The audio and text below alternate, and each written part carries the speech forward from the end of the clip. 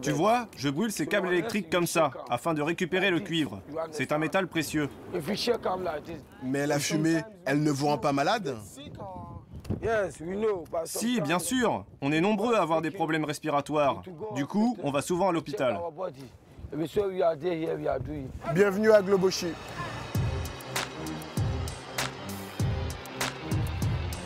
Agloboshi, au cœur de la capitale du Ghana. Une gigantesque décharge où s'entassent des tonnes d'appareils hors d'usage, appelés déchets électroniques, qui mettent en péril l'environnement et la santé des populations. Ces déchets nous causent de graves problèmes de santé car ils contiennent des substances toxiques. En partie responsables de ce scandale, des trafiquants basés en Europe qui exportent illégalement au Ghana des déchets trop coûteux à traiter sur place. Sans les pauvres pères, on s'en servait comme poubelle. Un phénomène face auquel les polices européennes sont impuissantes. Vous pensez que l'Europe peut mettre fin aux exportations illégales de déchets électroniques? Non. Je crois que c'est une tâche impossible. Mais les déchets électroniques contiennent aussi des métaux précieux qui alimentent un business qui se chiffre en milliards et qui fait vivre les milliers de travailleurs d'Agloboshi. Qui sont ces trafiquants sans scrupules? Que font les autorités ghanéennes pour lutter contre ces importations illégales? Je m'appelle Régis Kemdem, je suis journaliste. Enquête au cœur du trafic international de déchets électroniques.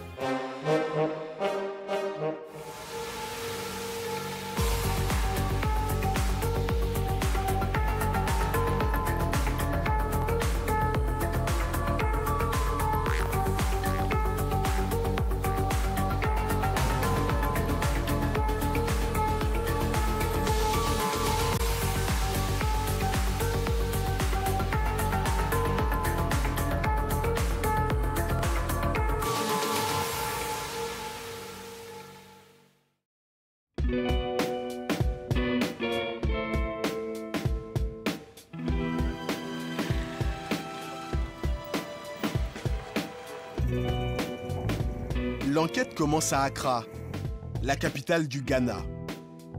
Au sud de la ville, sur plusieurs hectares, s'étend Agloboshi, un immense bidonville de 10 000 habitants. Il y a quelques années, le site était recouvert d'une végétation luxuriante.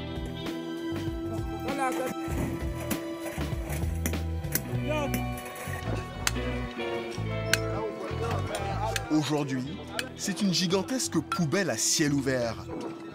On y trouve des tonnes d'équipements hors d'usage qu'on appelle déchets électroniques. Je suis à l'entrée d'Agloboshi, l'une des plus grandes décharges de déchets électriques et électroniques d'Afrique. Chaque année, des milliers de tonnes d'équipements en fin de vie, comme des téléviseurs, des réfrigérateurs, des téléphones portables, atterrissent ici. Ils sont recyclés par des milliers d'ouvriers du secteur informel. Ce qui fait vivre une bonne partie d'entre eux, c'est l'extraction du cuivre. La revente de ce métal précieux rapporte à la décharge des milliards de francs CFA chaque année. Problème, pour le récupérer, les travailleurs utilisent une méthode très dangereuse. Dans des foyers à ciel ouvert, ils brûlent les câbles d'appareils électroniques et récupèrent le cuivre. Une opération qui dégage des fumées très toxiques. L'autre risque, ce sont les substances dangereuses présentes dans les composants électroniques. Plomb, phosphore, mercure, qui peuvent provoquer des cancers. Selon Greenpeace, une ONG spécialisée dans la défense de l'environnement, la décharge est devenue l'un des sites les plus pollués d'Afrique. Un scandale en partie causé par les pays européens qui envoient illégalement leurs déchets électroniques au Ghana. Régulièrement, on trouve comme ça des amoncellements de carcasses, d'écrans de télé et d'ordinateurs. Certains de mes contacts pendant l'enquête m'ont dit que souvent, quand on s'intéresse aux étiquettes qui sont sur les appareils, on peut voir leur lieu de provenance. Donc on peut voir par exemple des étiquettes hôpitaux de Paris, Banque mondiale ou encore police de Londres. Pourtant, il existe un traité international, la Convention de Bâle, qui interdit l'exportation et l'importation de déchets électroniques. Comment se fait-il alors que plus de 150 000 tonnes d'appareils en panne entrent illégalement au Ghana chaque année?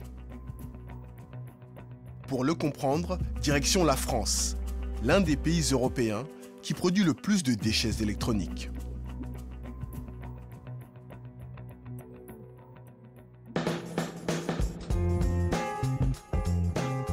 Paris, 2 millions d'habitants.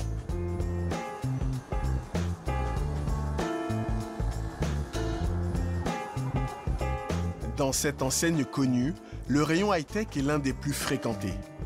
Le marché des équipements électroniques ne connaît pas la crise. Il affiche une croissance annuelle de 10%. Téléphones portables, ordinateurs, tablettes, frigos et autres appareils électroménagers. Mais une fois en panne, ces millions d'appareils sont jetés.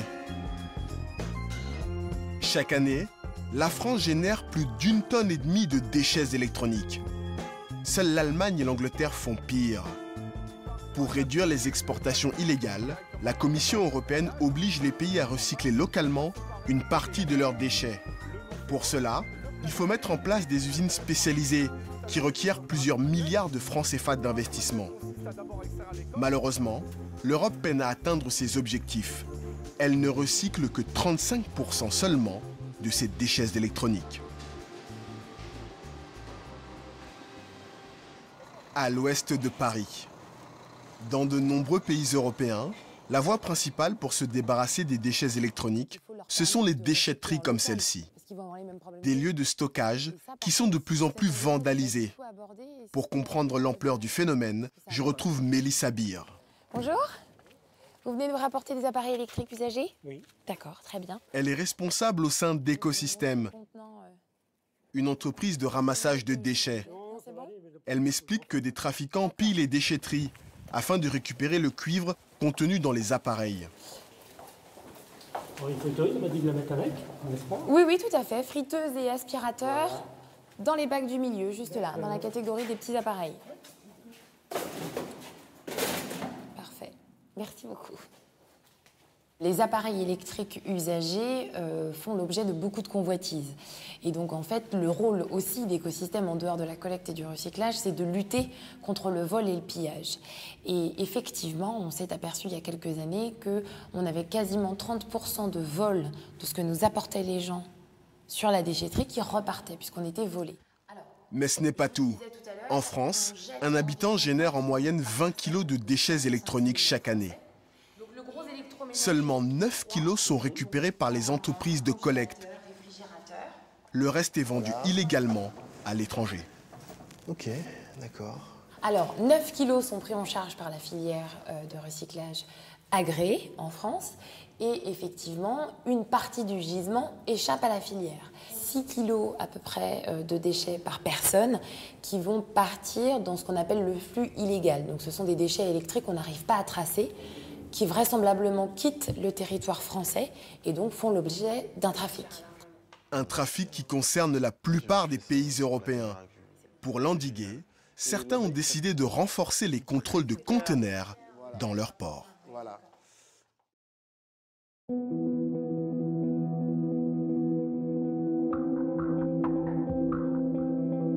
L'enquête se poursuit en Allemagne, à plus de 900 km de Paris. L'Allemagne est le premier producteur et exportateur de déchets électroniques d'Europe. Pour lutter contre les exportations illégales, les autorités renforcent les contrôles de conteneurs dans le port d'Hambourg. C'est l'une des plaques tournantes des expéditions vers l'Afrique de l'Ouest.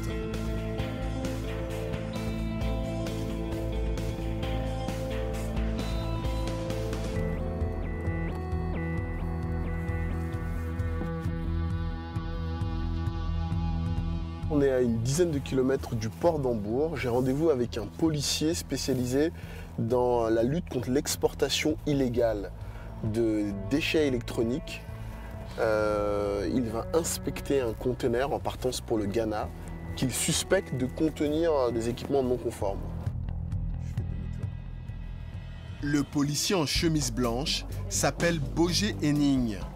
Le conteneur qu'il va inspecter appartient à cette dame d'origine ghanéenne. l'inspecteur n'a pas choisi le conteneur par hasard. L'exportatrice n'est pas en mesure de prouver que les appareils qu'elle envoie fonctionnent.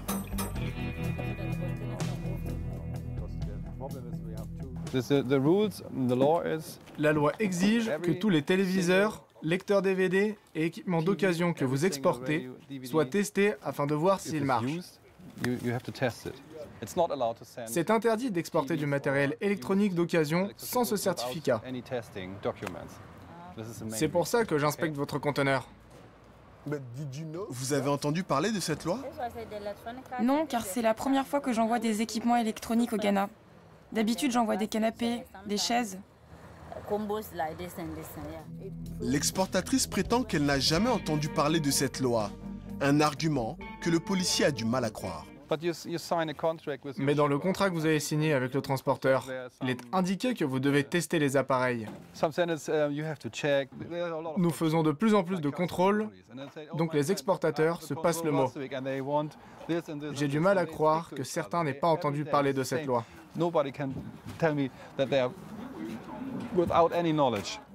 Des cas comme celui-ci, Boger Henning en voit énormément. C'est un gigantesque business. Il y a beaucoup de particuliers comme elle qui viennent en Allemagne uniquement pour ça. Ils achètent des lots d'équipements d'occasion, les chargent dans les conteneurs qu'ils envoient en Afrique. Puis ils retournent chez eux. Le Nigeria et le Ghana sont les destinations principales de ces cargaisons.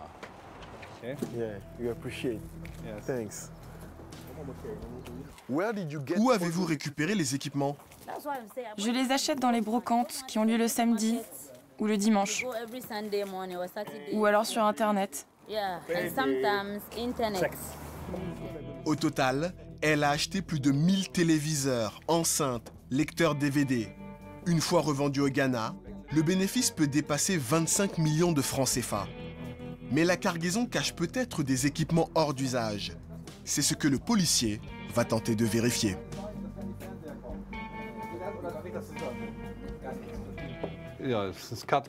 Les câbles coupés comme celui-ci, c'est typique. Que ce soit sur un téléviseur ou comme là, sur cette enceinte. En tout cas pour moi, c'est un indice. Ça veut dire que l'appareil ne fonctionne pas. Vous pensez qu'il est cassé? Oui, puisqu'il n'y a pas de câble d'alimentation. Donc elle n'a pas le droit d'exporter cet appareil. Tout à fait. Bon, voilà. Car c'est un déchet électronique. Les écrans à tube cathodique, qui contiennent des poudres très polluantes, sont également dans le collimateur du policier.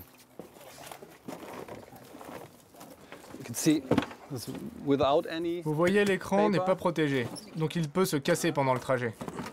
Un peu plus loin, il va trouver une autre preuve.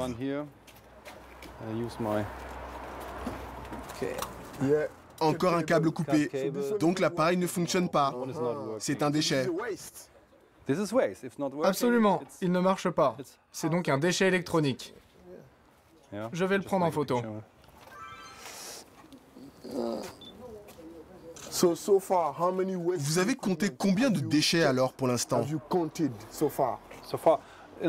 Je n'en ai pas vu beaucoup. C'est-à-dire 10, 20... Environ 5. De toute façon, l'exportatrice devra faire tester toute la cargaison. Alors, que pensez-vous de ce cas? À première vue, ça n'a pas l'air très grave. Parfois, les appareils ne sont pas emballés et il y en a plein qui sont endommagés. Sur 10 containers que vous inspectez, combien contiennent des déchets électroniques? Je dirais la moitié. La moitié des containers qu'ils contrôlent sont en infraction. Et selon le policier, ce trafic n'est pas prêt de s'arrêter.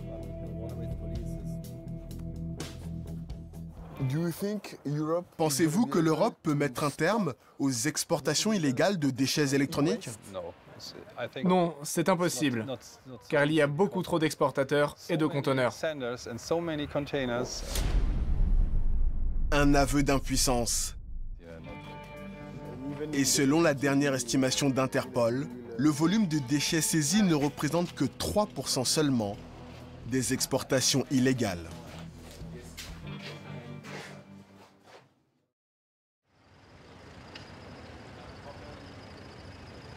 Je poursuis l'enquête à Hambourg.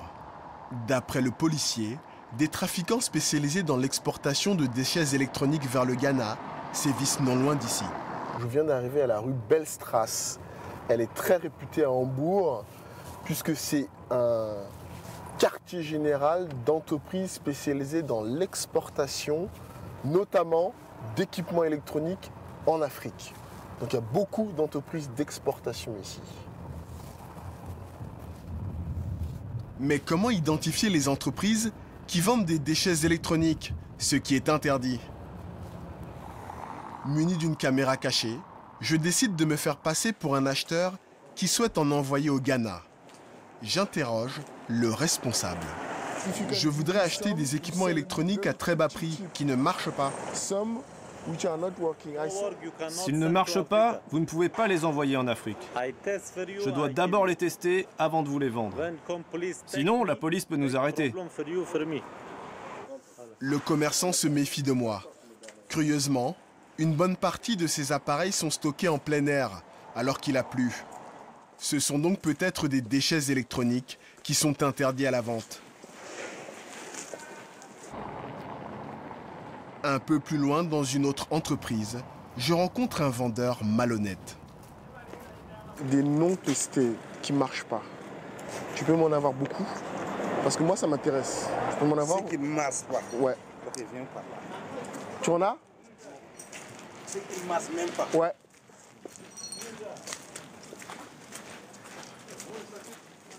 Ce vendeur est prêt à me vendre des déchets électroniques. On les a mis ici. Ok. C'est les gens aussi qui viennent payer comme ça. Ouais. Mais nous, on peut le faire à 15 €. Ça, c'est minimum. Et si je veux envoyer, par exemple, au Ghana? J'ai vu quelqu'un ici, il paye les écrans plats, mais ce qui marche, il ne veut pas. Il paye seulement. Mais lui, il envoie à Niger. Oui, c'est un Togolais, mais je ne sais pas où il envoie. Je crois que c'est oui, c'est Togo. Togo, il envoie. Donc ça ne marche pas, mais il envoie quand même. Il arrive quand même. Il voilà. ne paye même pas ceux qui travaillent. Ce vendeur vient d'admettre qu'il participe à l'exportation illégale de déchets électroniques. Il est prêt à me vendre du matériel cassé qui pourrait très bien finir en Afrique.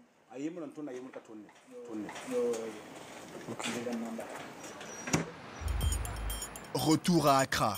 Qui sont les trafiquants et quel est leur mode opératoire?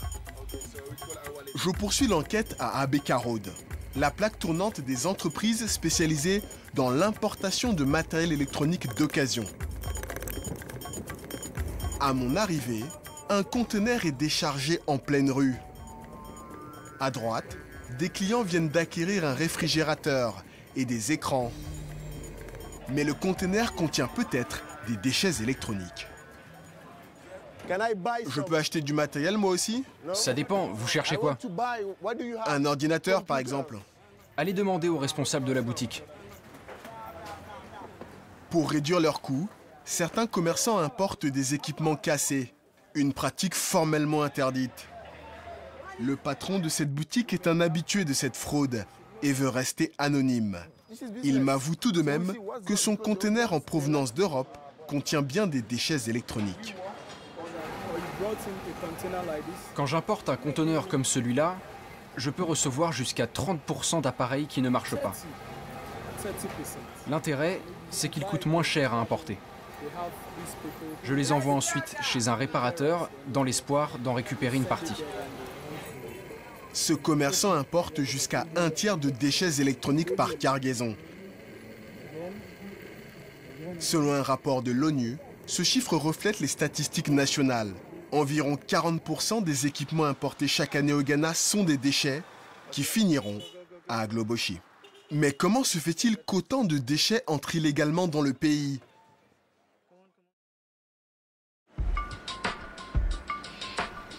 Pour obtenir des réponses, je pars à la rencontre d'un célèbre journaliste d'investigation ghanéen.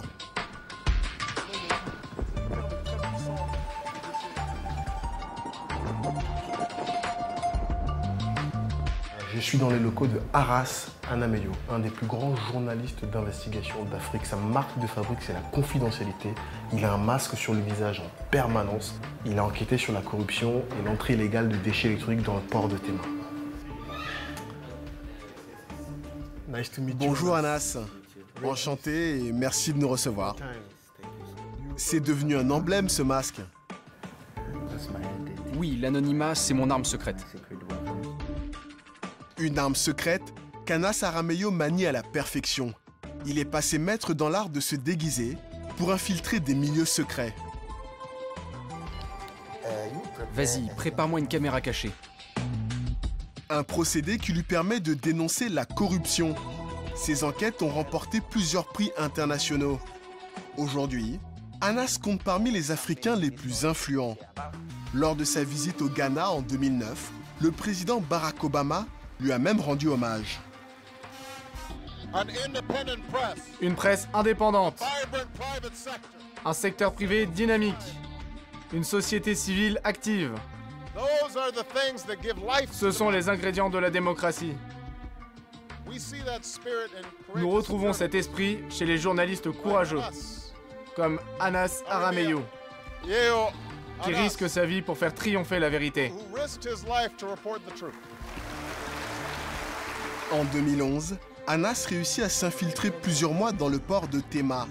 Équipé d'une caméra cachée, il cherche à comprendre comment les déchets électroniques entrent illégalement dans le pays. Nous savons qu'il est interdit d'importer des déchets électroniques au Ghana.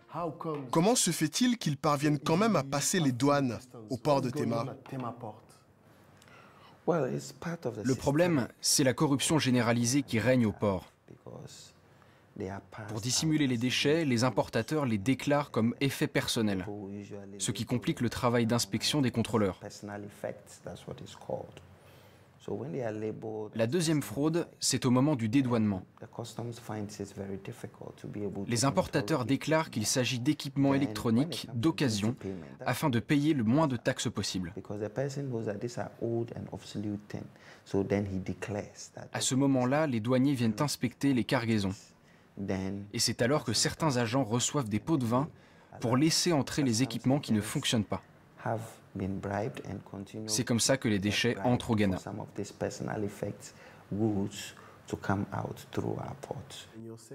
Pendant son enquête, Anas filme en caméra cachée des douaniers en train de recevoir des pots de vin de la part d'importateurs.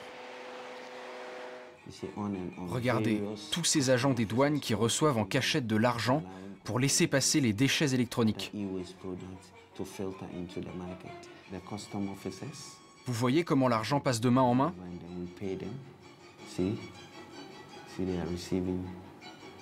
En plus, les montants varient. Regardez. Ils utilisent différentes méthodes pour se passer les billets.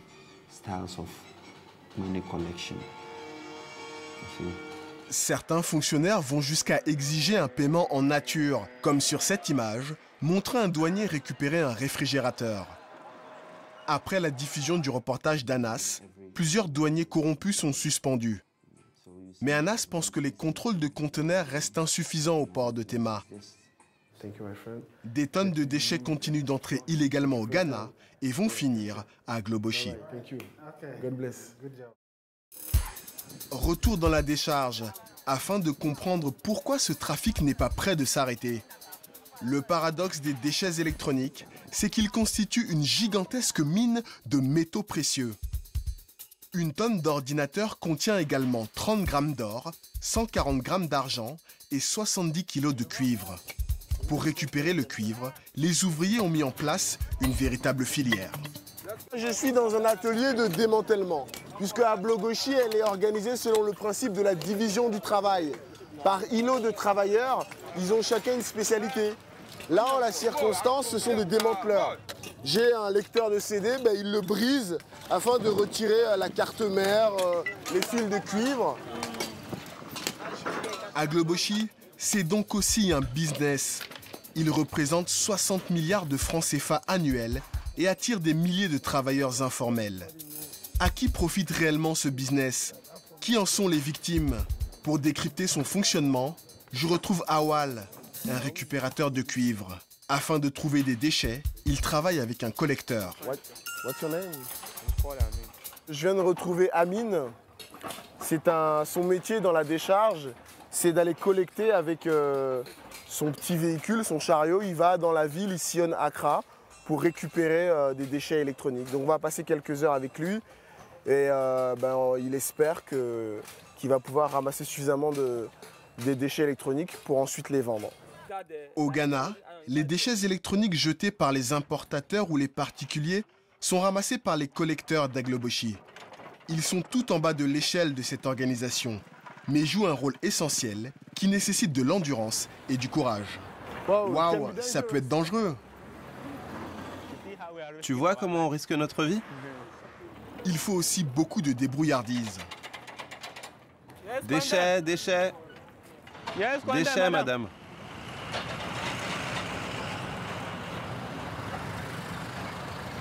Yes, condemn, condemn. Yes, condemn. Là, ça fait 3 heures qu'on a quitté la décharge à Agloboshi. Yes, condemn, condemn, Donc il interpelle les gens en criant « condemn », ça veut dire il leur demande s'ils ont des déchets électroniques à lui vendre. C'est un moyen de rameuter les gens. Parce que il faut que rapidement il puisse charger son chariot afin qu'on retourne à la décharge pour qu'il puisse vendre sa marchandise. Donc il n'y a pas de temps à perdre et donc il ameute les gens. Yes, condemn, condemn, condemn. Une technique qui va s'avérer payante. Un peu plus loin, des ramasseurs de déchets interpellent Amine pour lui vendre quelques déchets électroniques. Alors, qu'est-ce que tu as d'intéressant à me vendre? Vas-y, regarde. Tout est dans le sachet.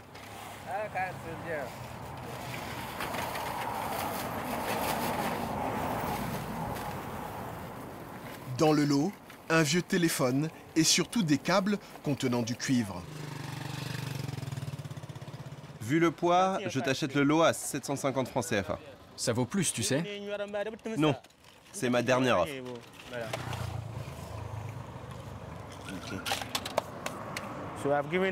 C'est bon, il accepte les 750 francs.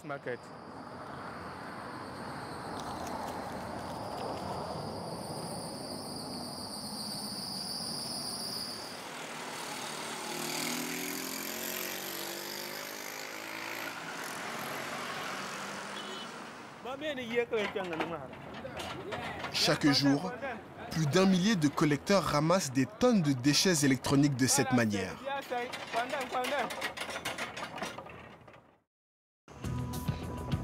Retour à Agloboshi. Malgré les tonnes de déchets collectés, ces petites mains ne gagnent presque rien, alors qu'ils prennent tous les risques. Awal va s'occuper d'extraire le cuivre contenu dans les appareils. Une opération qui s'avère dangereuse.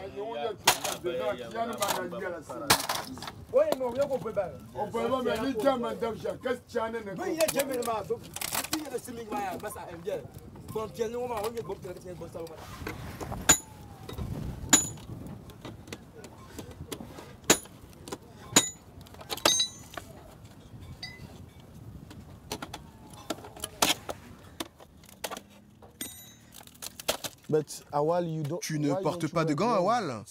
Ça peut être dangereux, non? Je sais, mais je n'en ai pas. Cet écran plat contient du mercure, un métal toxique. En le maniant à main nue, Awal risque une intoxication qui peut abîmer son système nerveux, son cerveau ainsi que ses reins. Tu as des blessures? Oui, regarde. J'ai plein de cicatrices sur les bras. Mais pour lui, c'est une question de survie. Tu les vends combien ces cartes? Ça va me rapporter 150 francs CFA.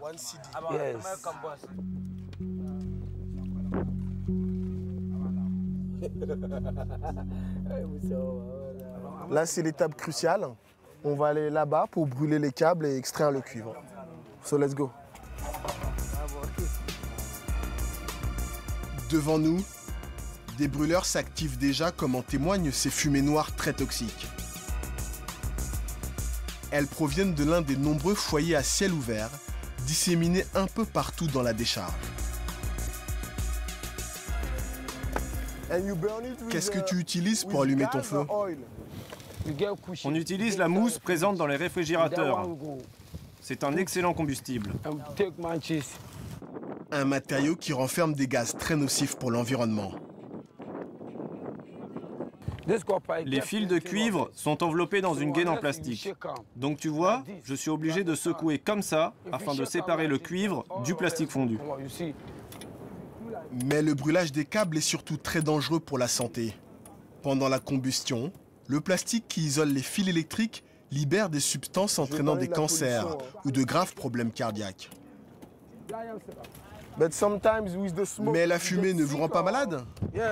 Oui, bien sûr. On est nombreux à avoir des problèmes respiratoires. Du coup, on va souvent à l'hôpital.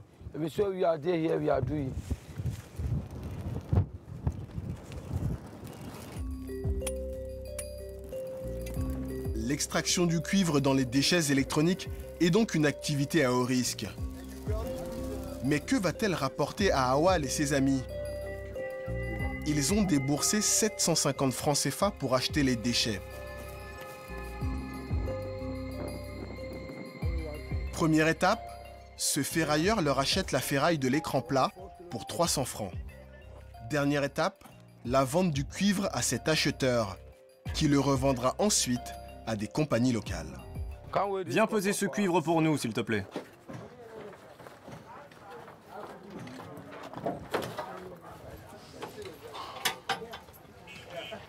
« 900 grammes. Combien? 900 grammes. Voilà. Les 900 grammes, il me les achète à 600 francs. Donc on n'a que 150 francs de profit. Pourtant, tu as vu, c'est du boulot quand même. Que penses-tu de ce bénéfice? Tu sais, parfois, on perd même de l'argent.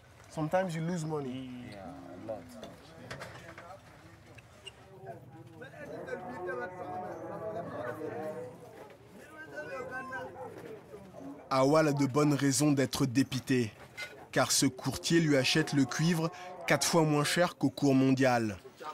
Agloboshi fournit ainsi chaque année plus de 20 000 tonnes de cuivre aux entreprises locales, ce qui leur évite des importations coûteuses. En plus du cuivre, Agloboshi est une importante source d'approvisionnement en aluminium, ce qui attire de nombreux artisans comme Joseph. Comment ça va? Bien, merci. Joseph fabrique des marmites en aluminium. La décharge est l'endroit idéal pour sa fonderie, car sa matière première est à portée de main. Vous voyez, je verse à présent l'aluminium dans le moule de la marmite. Jusqu'à ce qu'il soit plein.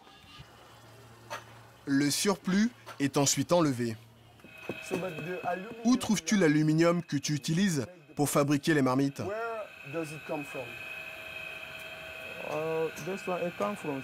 L'aluminium que j'utilise provient de plusieurs sources différentes. Par exemple des voitures, des ordinateurs, ou alors des câbles.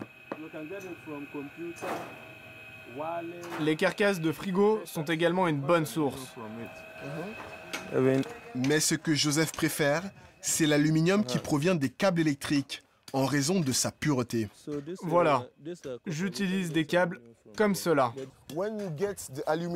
Lorsque tu trouves des câbles comme ça qui t'intéressent, comment récupères-tu l'aluminium?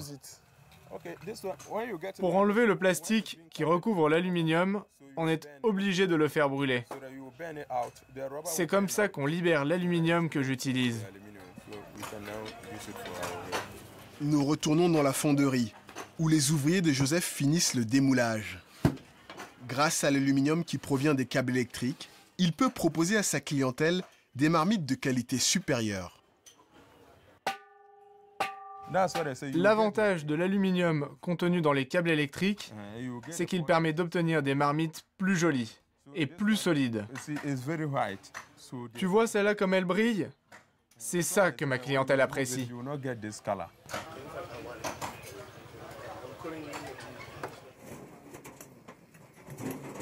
L'autre gros business de la décharge, c'est la vente de ferraille issue des déchets électroniques. Chaque jour, des dizaines de camions comme celui-ci viennent s'approvisionner à Agloboshi. Qui achète cette ferraille? On vend la ferraille à des entreprises installées au port de Tema. Certaines sont tenues par des Chinois ou des Indiens. Et que font-ils avec? Ils mélangent la ferraille, puis la fondent. Ils font ensuite des barres de fer pour le bâtiment, ou alors ils les exportent à l'étranger.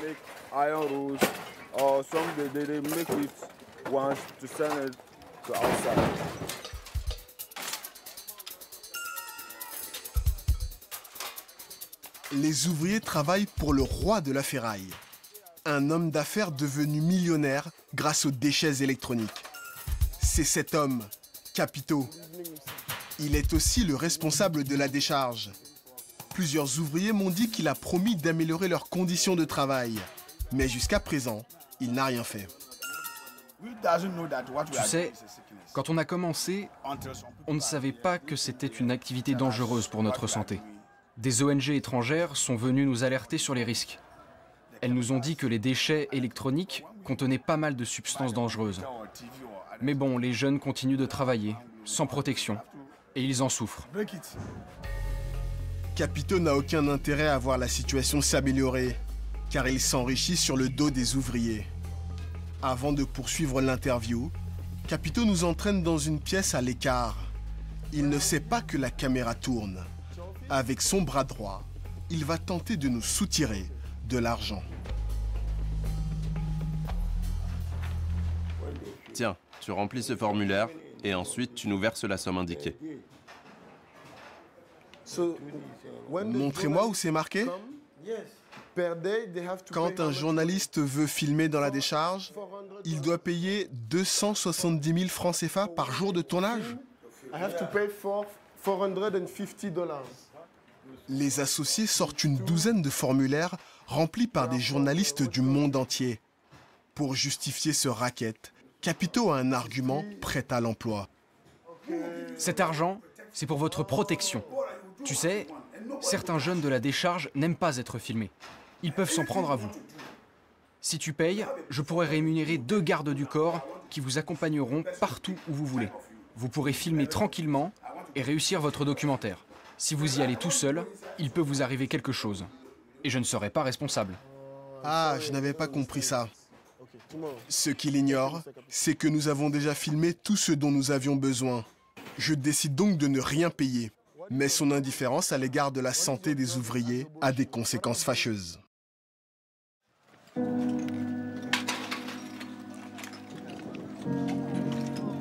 Après avoir quitté Capito, je croise un petit démanteleur qui s'acharne sur un écran à tube cathodique.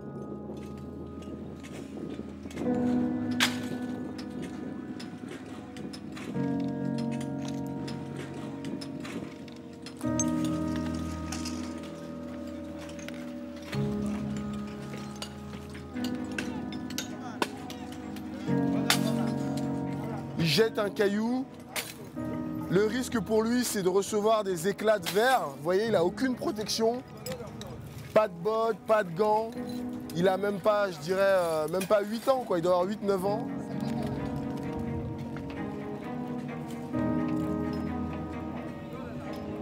Voilà, il y a eu des éclats d'un liquide sur lui, il est en train de s'essuyer. Tout ça pour quelques morceaux de ferraille qu'il ira vendre à un ferrailleur.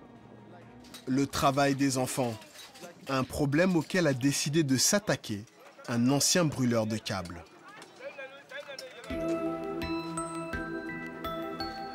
Non loin de la décharge, je retrouve Wolfgang, 36 ans.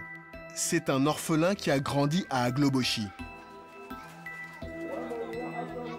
Profondément marqué par cette expérience, il a créé une ONG qui vient en aide aux enfants qui travaillent dans la décharge. 10 ans plus tard, il est toujours le seul à remplir cette mission. Que fait le gouvernement pour aider les personnes qui travaillent dans la décharge électronique d'Aglobochi? Le gouvernement ne fait rien pour nous aider. Il ne verse aucune aide. On est obligé de s'entraider. Je suis guide touristique et j'utilise mon propre argent pour acheter de la nourriture aux enfants. Avec ses économies, Wolfgang a créé un centre qui accueille désormais une centaine d'enfants. On est arrivé? Oui, c'est ici que nous accueillons les orphelins qui travaillent dans la décharge électronique.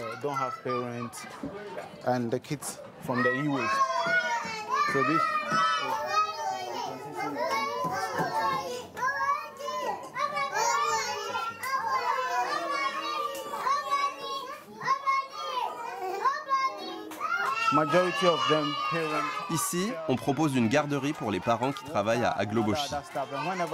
Ils nous confient leurs enfants pour la journée. Mais nous sommes aussi un orphelinat, car beaucoup d'enfants sont abandonnés et se retrouvent brûleurs de câbles, par exemple. Nous allons les chercher et nous nous occupons d'eux.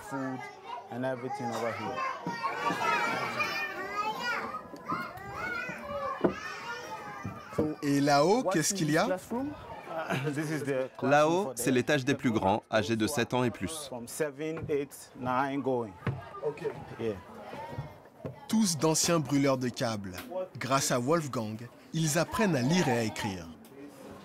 H-I-S Y-O-U R-A-T. Wolfgang apporte également une aide psychologique à ses enfants, encore marqués par leur ancien travail dans la décharge. Comment se passait ton travail à Agloboshi? Je ramassais les câbles électriques dans la décharge et ensuite je les vendais.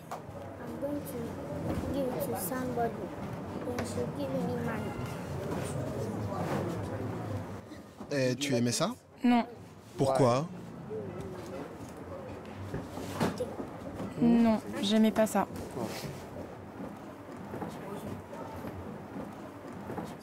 Ne pleure pas. Tu vois, elle est encore un peu traumatisée par son expérience. Elle a encore des souvenirs. Pourtant, ça fait 2 ans qu'on l'a sortie de la décharge.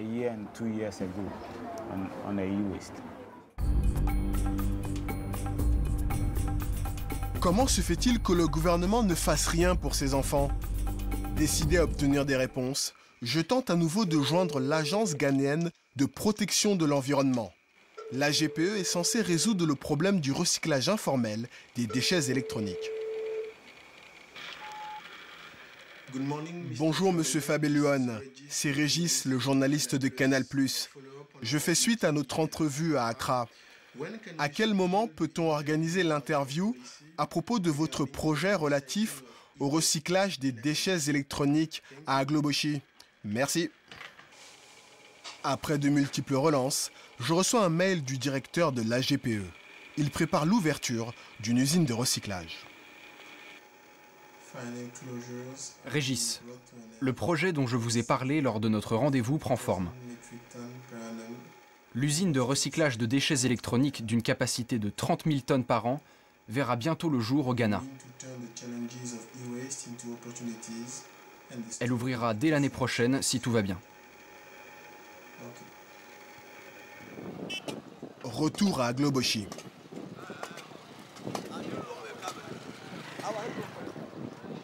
La question qui se pose, c'est est-ce que la décharge va disparaître?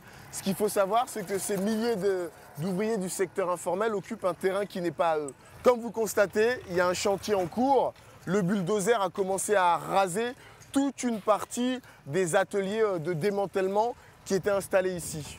Il y a certaines sources officielles qui disent qu'elles veulent installer une grande usine de recyclage de déchets électroniques sur ce site.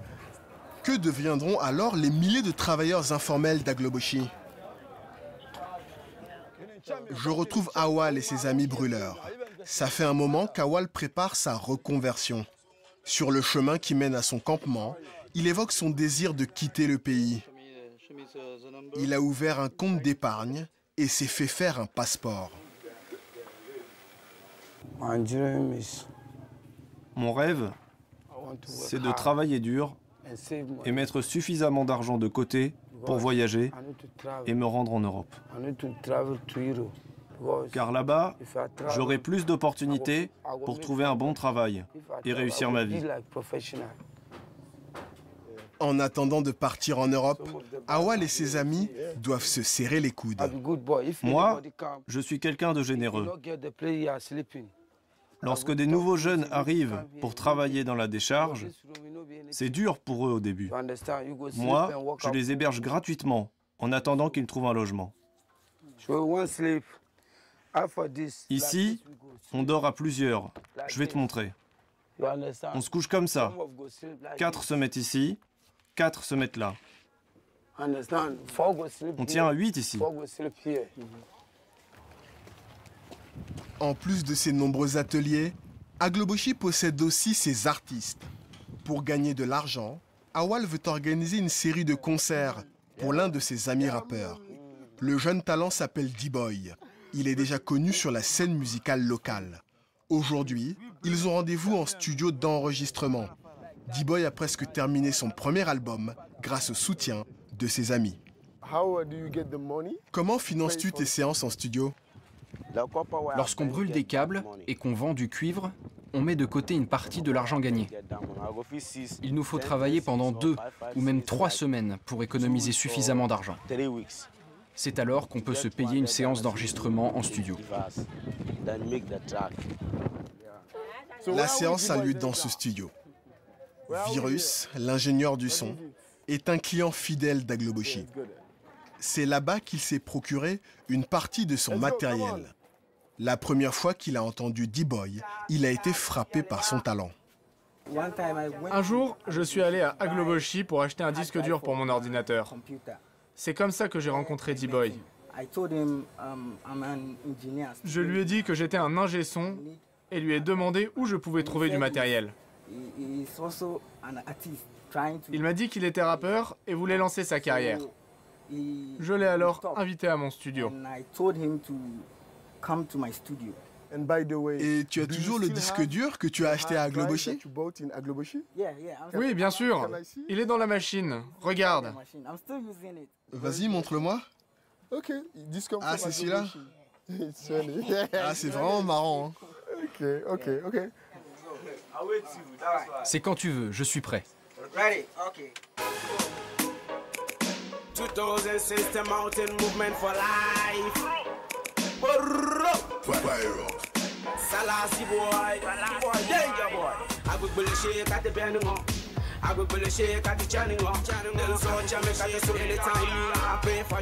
D-Boy a déjà enregistré 11 morceaux ici.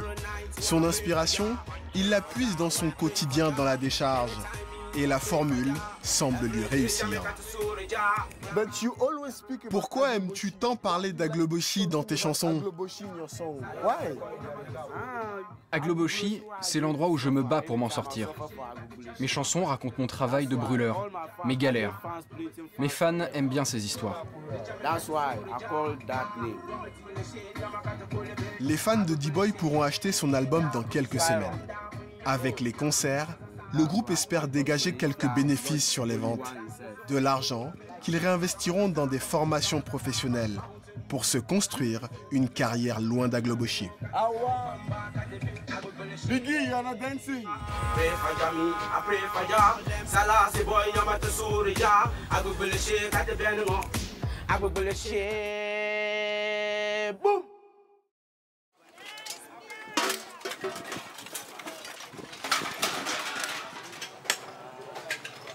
L'enquête touche à sa fin.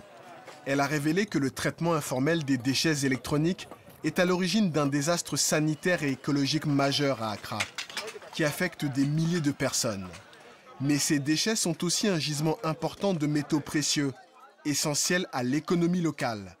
La bonne nouvelle, c'est que les autorités ghanéennes préparent l'ouverture d'une usine de recyclage. Reste à espérer qu'elle offrira des débouchés aux habitants d'Agloboshi.